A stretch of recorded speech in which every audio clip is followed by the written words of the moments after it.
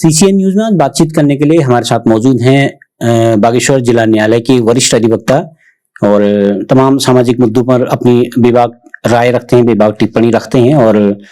वर्तमान में जिला शासकीय अधिवक्ता सिविल के पद पर कार्यरत हैं बागेश्वर न्यायालय में। और हम उनसे जानेंगे कि रिसेंटली एक मुद्दा देश में बड़ा गर्म है कि एक इंजीनियर रहे बेंगलोर के एआई इंजीनियर रहे अतुल सुभाष, उन्होंने आत्महत्या कर ली ससुराल पक्ष से और अपनी पत्नी और अन्य परिवार के सदस्यों से उत्पीड़न के चलते उन्होंने आत्महत्या की। आत्महत्या से पहले उन्होंने 80 मिनट का एक वीडियो शूट किया, लगभग 30-40 पन्नों का उन्होंने एक सुसाइड नोट लिखा। तो तमाम उन्होंने उसमें सवाल खड़े करे न्याय व्यवस्था पर, पुलिस व्यवस्था पर, तमाम व्यवस्थाओं पर उन्होंने सवाल खड़े करते हुए उन्होंने ये भी अंत में ये लिखा कि जस्टिस इज ड्यू, न्याय अभी बाकी है। तो हम जानकारी वकील साहब से हम पूछेंगे कि किस तरह से इसमें सुधार हो सकता है, कि क्या इन कानूनों की किस तरह से इनका दुरुपयोग होता है, किस तरह से इसमें सुधार किया जा सकता है। वकील साहब पहले तो आपका स्वागत है हमारे चैनल में। धन्यवाद। सीसीएन न्यूज की इस मुहिम के लिए मैं सीसीएन न्यूज परिवार को बहुत बहुत साधुवाद देना चाहूंगा। आपने सामाजिक परिप्रेक्ष्य में आज जो ये मुद्दा उठाया है, ये वास्तव में आज समय की मांग है कि इस पर बुद्धिजीवियों को, कानूनविदों को आगे आकर के इस पर चर्चा करनी चाहिए। सर पहले तो हम ये जानना चाहेंगे कि महिलाओं की सुरक्षा के लिए, महिलाओं के भरण पोषण के लिए जब इस तरह का टेंशन जब परिवार में बनती है तो एक इस तरह का कानून बना हुआ है जो है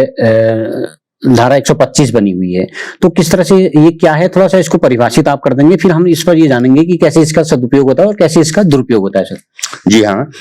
दंड प्रक्रिया संहिता 1973 की धारा 125 पत्नी, संतान, माता पिता के भरण पोषण के लिए आदेश का प्राविधान करती है, किंतु हमारे देश में अब यह कानून बदल चुका है। अब भारतीय नागरिक सुरक्षा संहिता 2023 की धारा 144 के अंतर्गत इसे परिभाषित किया गया है, जिसमें पत्नी, संतान, माता पिता के भरण पोषण के लिए आदेश का प्राविधान किया गया है। और इस कानून के तहत सर्वप्रथम यदि कोई विवाहिता महिला अपने पति, परिवारजनों से पीड़ित है, भरण पोषण चाहती है, तो वह सक्षम न्यायिक मजिस्ट्रेट के वहां आवेदन पत्र दाखिल करती है और आवेदन पत्र दाखिल करने के बाद वह उसको जो है समन नोटिस जारी होते हैं और उसको अपना पक्ष रखने का अवसर दिया जाता है न्यायालय के द्वारा। और मैक्सिमम यहाँ पर ये देखा जाता है कि क्या उसकी जो है कमाई के संसाधन क्या है और बच्चे कितने हैं और कितना तक भरण पोषण वो अदा कर सकता है, इस पर न्यायालय पहले विचार करती है। वर्तमान परिस्थितियों में जैसा कि आज देखने में आया है और आज जो सामाजिक चर्चाएं भी इस पर हैं, आज की हमारी जो युवा पीढ़ी और नई पीढ़ी है इस ओर ज्यादा बढ़ रही है और मैं देख रहा हूं कि न्यायालयों में 125 के मामले बहुत ज्यादा बढ़ चुके हैं इस बीच। ऐसी स्थिति में सर्वप्रथम तो हमको ये देखना पड़ेगा कि क्या कोई महिला अत्यधिक प्रताड़ित है, पीड़ित है, उसके पास संसाधन भरण पोषण के कितने हैं और कितना उसका पति टॉयलेट कर सकता है। यदि पति की आय से अधिक हम उस पर थोका जाएगा तो वर्तमान परिप्रेक्ष्य में, जैसा कि ये अभी हाल ही में कांड हुआ है, इस किस्म की घटना होने में कोई विलंब नहीं होगा। इसके लिए मेरा सुझाव यह है कि आज के समाज में बहुसंख्यक महिलाएं पढ़ी लिखी हैं, उनकी शिक्षा का भी जो है स्तर ऊंचा उठा हुआ है। इसको देखते हुए इसमें यह है कि वो पत्नी जो भरण पोषण का आवेदन करती है वो पति के घर, अपने सास ससुर का घर, अपने परिवार को पूर्ण रूप से त्याग देती है और टोटली वो अपने माता पिता पर निर्भर हो जाती है। यहाँ तक कि अगर उसके पास बच्चे हैं, दूधमुहे बच्चे हैं या बड़े बच्चे हैं, 18 साल तक के नीचे के बच्चों को ही माँ अपने पास रख सकती है, तो वो उन बच्चों के नाम पर भी जो है भरण पोषण की मांग करती है। ऐसी स्थिति में मेरा अपना एक सुझाव है कि इस कानून में हमारी विधायिकाएं अगर गौर करेंगी और इस पर अगर नए ढंग से अमेंडमेंट करने की जरूरत पड़ेगी तो इसमें ये प्राविधान किया जाए कि सर्वप्रथम तो मूल्यांकन किया जाए कि इसके आय के संसाधन क्या है, कितना ये टॉयलेट कर सकती है, और न्यायालयों को यह अधिकार दिया जाए कि वो पत्नी उसी पति के घर में रहे और उस पति को ऐसा कोई सिविल आदेश दिया जाए कि वह प्रतिमाह उसके रहन सहन, खाने पीने, रहने के कमरे के लिए सारी व्यवस्था अपने घर पर करे। ऐसी स्थिति में जहां एक और उस विवाहिता पत्नी के माता पिता के ऊपर भी लोड नहीं आएगा, वहीं वह व्यक्ति जो पति पीड़ित करने वाला है उसको अपने घर में अपनी पत्नी को, अपने बच्चों को देने में कोई कुंठा भी नहीं होगी। तो इसमें थोड़ा सा अमेंडमेंट की जरूरत पड़ेगी। जी। अच्छा, आप थोड़ा सा आप ये बताइए कि इसका किस तरह से दुरुपयोग होता है। हमने देखा जैसे उसी मामले में ये अतुल सुभाष वाले मामले में हमने देखा, उसने बोला कि एक 4 साल के बच्चे को पर मंथ मुझे 80,000 रुपया पे करने का एक न्यायालय ने मुझे आदेश दिया, जो कि उचित नहीं था। उसने उस पर भी आपत्ति उठाई कि इतना एक 4 साल के बच्चे को इतना अधिक क्यों? क्या मतलब कई मामलों में ऐसा भी होता है, बच्चों को क्या ढाल की तरह इस्तेमाल महिलाएं करती हैं? बिल्कुल, आप ये प्रश्न आपका बिल्कुल उचित और न्यायोचित प्रश्न है। कभी कभी बच्चों के नाम पर बहुत अधिक मांग की जाती है, जबकि माननीय न्यायालय इसमें अवश्य गौर करते हैं कि बच्चे को भी उसकी शिक्षा, दीक्षा, भरण पोषण के लिए धनराशि दी जाए, और दी भी जाती है, ऐसा आदेश भी किया जाता है। किंतु वो आदेश उस व्यक्ति की इनकम की परिधि के अंतर्गत हो, जितना वह अपनी इनकम से दे सकता है उसका मूल्यांकन करते हुए ऐसे आदेश किए जाए ताकि उनका दुरुपयोग न किया जा सके। तो इस पे क्या आपको क्या लगता है, इसमें किस तरह से संशोधन जो 125 का जो दुरुपयोग जो होता है, तो आप थोड़ा सा पहले तो आप ये बता दीजिए, आपकी अपने लंबा एक वकालत का एक समय हो चुका है, आप सीनियर लॉयर हैं, तो आपकी लाइफ में ऐसा कोई एग्जाम्पल रहा है कि आपने भी ऐसे कोई मामले देखे जहां पर बहुत सारे दुरुपयोग हुए हैं? कभी कभी बहुत सारे मामलों में यह है कि छोटी छोटी बातों को तूल दे दिया जाता है, क्योंकि मैं भी एक सामाजिक जीवन जीता हूं और मैंने काफी 34 ईयर्स का वकालत का अनुभव भी देखा है कि जो बातें होनी नहीं चाहिए थी उन बातों को आड़े लेकर के महिलाएं अपनी जीत पर आ जाती हैं और भरण पोषण के लिए वो जीत करने लगती हैं। ऐसे में काफी परिवार बर्बाद हो जाते हैं, वो जुड़ नहीं पाते हैं और उन बच्चों का विकास भी नहीं हो पाता है, क्योंकि वो कुंठा में वो बच्चे भी जब अकल उनको आती है तो जीतते हैं। ऐसी स्थिति में जो मैंने आपको बताया था, मेरा सजेशन भी है कि माननीय न्यायालय में 125 के अंतर्गत सिविल किस्म का मुकदमा दायर किया जाए और उस मुकदमे में पति को यह आदेशित किया जाए कि वो उस पत्नी को अपने घर में रखेगा, अपने घर में रखने के बाद उसकी पूरी व्यवस्था करेगा, खाने की व्यवस्था करेगा, बच्चों के शिक्षा दीक्षा की व्यवस्था करेगा। अगर वो पृथक रहना चाहती है तो उसको पृथक से कमरा देगा, बशर्ते कि वो उसी पति के घर में रहे। कुछ महिलाओं का ये है कि वो यहाँ से पति से भी भरण पोषण प्राप्त कर लेती हैं, छोट मोट वो अन्य प्राइवेट तौर पर भी अपनी अर्निंग कर लेती हैं, यहाँ तक कि वो परित्यक्ता कहलाती हैं। परित्यक्ता कहलाने के बाद वो हमारे समाज कल्याण के माध्यम से जो आजकल योजनाएं मिल रही हैं उनका भी लाभ प्राप्त कर लेती हैं। तो इस तरह से 2-2, 3-3, 4-4 जगह से वो लाभ अर्जित कर लेती हैं। और अगर इस किस्म से अगर वो लाभ अर्जित करती हैं तो आप लगाइए कि सीधे सीधे कानून का दुरुपयोग हो रहा है। और दूसरा ये है कि वो पति जो भरण पोषण में बच गया है, वो जब तक वो पत्नी भरण पोषण मांगना चाहेगी, भरण पोषण ताउम्र देता रहेगा और न वो शादी कर सकता है। वो तो बर्बाद हो ही रहा है, वो बर्बाद ही रहेगा।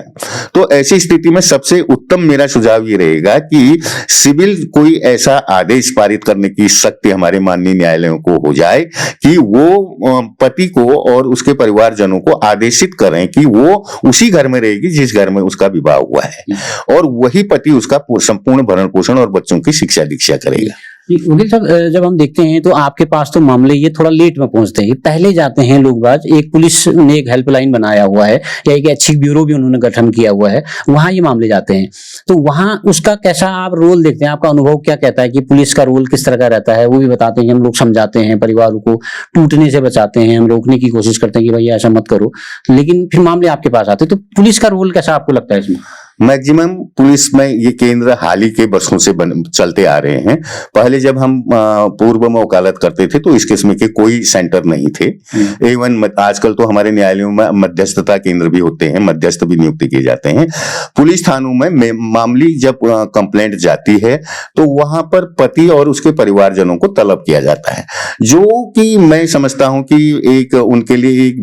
बहुत बड़ा टेंशन है, पति के लिए भी, उसके माता पिता के लिए भी और उसके परिवार परिवारजनों के लिए भी। और यहाँ तक कि कभी कभी समाज में ये चर्चाएं आती हैं, क्योंकि बातकारी तो हमको बताते रहते हैं कि हमें तो वहां पर डराया धमकाया भी जाता है, और ये भी कहा जाता है कि अगर तेरा पति नहीं आएगा तो हम डंडे के बल पर लाएंगे उसको। तो इस किस्म की जो बातें हैं वो नहीं होनी चाहिए, और ये एक मैट्रिमोनियल केसेज हैं, पारिवारिक मामले हैं, इनमें तो इस किस्म की बातें आनी ही नहीं चाहिए। उनके अधिकार, उससे क्या होता है कि टेंशन बढ़ेगी, दोनों परिवारों में टेंशन बढ़ेगी, बहुत भय का, यार इन्होंने मुझे थाने बुला दिया या उसने मुझे, जी हाँ, बिल्कुल भय का वातावरण बनेगा, और वहीं पर से जो है पति और पत्नी के बीच में गांठ ज्यादा पड़ती है। अगर उसको थाने में बुला दिया जाएगा बेहुदा, उसके माता पिता को बुला दिया जाएगा, तो ये जो है उनके बीच में सुधार की जगह पर उनके जीवन को बर्बाद करेगा। इसकी जगह पर मेरा एक सुझाव ये है कि हमारे प्रत्येक जनपद में, हमारे देश के अंतर्गत जनपद स्तर पर सीनियर सिटीजन से लेकर के, वरिष्ठ अधिवक्ताओं से लेकर के, पत्रकार बंधुओं से लेकर के, ऐसे बौद्धिक लोगों का एक मध्यस्थता केंद्र स्थापित किया जाए, और जिसका जो एक मजिस्ट्रेट यानी कि न्यायिक मजिस्ट्रेट के संरक्षण में जो काम करे, तो वहां पर बैठ करके ये सारी चीजें हों, न कि थाने में हो, वहां उनको समझाया बुझाया जाए, और अगर उनकी बात वहां पर बनती है तो उस मामले का निस्तारण वहीं पर कर दिया जाए। यदि नहीं बनती है तो वो अपनी रिपोर्ट माननीय न्यायालय में प्रस्तुत करने के लिए स्वतंत्र होंगे दोनों पक्षकार, तो ये उचित माना जाएगा। वकील साहब, हम देखते हैं कि जैसे संविधान में एक व्यवस्था दी गई राइट टू इक्वलिटी का है, तो कई लोग अभी वर्तमान में इस मुद्दे को देख के लोग आज ये सवाल खड़े कर रहे हैं कि जब पत्नी को इतने सारे अधिकार कानून ने दे दिए हैं, कानून ने एक तरफ से अपनी तरफ से ही मानता है कि पति उत्पीड़न ही करता है, पति ही मारता होगा, पति ही खाना नहीं देता होगा, या पति बहुत सारी तरह की हरकतें करता होगा, तो क्या ये राइट टू इक्वलिटी जो कानून बने हैं, तो राइट टू इक्वलिटी को ये फुलफिल करते हैं, या इसमें कोई कमी आपको लगती है? देखिए पांडे जी, प्रश्न आपका बड़ा वजन वाला है। मैं इसको स्पष्ट करना चाहूंगा कि मैं कतई इस बात का समर्थक नहीं हूं कि महिलाओं के साथ या किसी बच्ची के साथ अत्याचार हो, या किसी बच्ची के साथ बलात्कार हो, उसका उत्पीड़न हो, मारपीट हो, या महिला के साथ इस किस्म की हरकतें हों। इस चीज का मैं बिल्कुल समर्थन नहीं करूंगा। इसके लिए हमारी विधायिका ने बहुत तगड़े कानून बना रखे हैं, और तगड़े कानून के रूप में आजकल जो है न्यायालयों से भी उनको दंडित किया जा रहा है। लेकिन जहां पर ये पारिवारिक मैट्रिमोनियल जो केसेज हैं, क्योंकि दो किस्म के केसेज हैं, बलात्कार वाली बेल्ट को आप छोड़ दीजिएगा, यहां पारिवारिक मामले जो पारिवारिक मुद्दे हैं उनमें जहां पर दुरुपयोग हो रहा है। और जैसा कि आपने देखा होगा कि हमारे देश के अंतर्गत निर्भया कांड से बहुत चेतना आई, निर्भया कांड के बाद तमाम महिलाओं के लिए कानून बने। तो मैं तो उम्मीद करता हूं कि ये जो अतुल सुभाष एई जो है, इनके साथ जो कुछ हुआ है, जो जैसा इन्होंने अपने वीडियो में कहा है, तो इससे भी निश्चित ही हमारे देश, हमारे संविधान और हमारे विधि आयोग का ध्यान आकर्षित होगा, और मैं मानता हूं कि इसमें भी आने वाले समय में संशोधन होगा निश्चित ही। मैं अपने दर्शकों को थोड़ा सा ये बता दूं कि बागेश्वर के परिप्रेक्ष्य में इसमें हम बात करें तो बागेश्वर में एक आंकड़ा आज मैं पुलिस हेल्पलाइन से लेकर आया था, उसमें ये आंकड़ा है कि 2022 में पारिवारिक जो विवाद है, पति पत्नी के विवाद हैं, उनमें वो मामले 2022 में 154 थे, 2023 में वो बढ़ के 204 हो गए, और आज की डेट में 2024 में अभी तक वो 212 हो चुके हैं। ये बहुत सारे ऐसे मामले हैं, ये लगातार साल दर साल बढ़ते जा रहे हैं, इनकी वृद्धि हो रही है। इस पर क्या होना चाहिए, समाज में, समाज के सभी वर्गों को सोचने की आवश्यकता है। उसमें एक बड़ी बात ये भी है कि 56 मामले अभी तक ऐसे हैं इस साल के, जिसमें पीड़ित पुरुष पहले वहां पर गया है थाने में कि पत्नी हमारा उत्पीड़न कर रही है, और 2 मामले ऐसे इसमें भी हैं जिसमें सास ससुर ये कह रही हैं कि हमें बहू ने हमें उत्पीड़ित किया है, या बहू हमें टाइम पर खाना नहीं देती, हमारा ख्याल नहीं रख रही है। तो ये अपने आप में बहुत बड़ी चिंताजनक है। विवाह जैसी जो एक संस्था है उस पर बहुत बड़ा सवालिया निशान है कि किस तरह से इसको बचाया जाए, सबको सोचना चाहिए। सर, एक ओवरऑल में सवाल आपसे ये जानना चाहता था कि फाइनल सवाल है कि क्या ओवरऑल किस तरह से आप सोचते हैं कि इसमें कैसे बदलाव हो, कैसे सामाजिक चेतना आए, संक्षेप में अगर आप बता सकें। इसके लिए सबसे बड़ी बात यह है कि